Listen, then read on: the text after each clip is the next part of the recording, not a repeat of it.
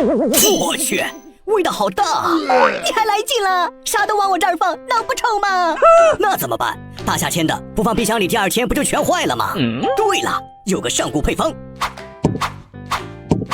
哎呦喂，你是把我当生化培养皿吗？茶叶体内具有多孔结构，能吸附你身上的异味分子。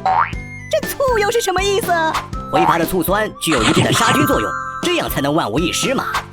嘿，效果还真不错。不过后面还是定时给我清理一下吧，应急用没问题，保持干净总没错的。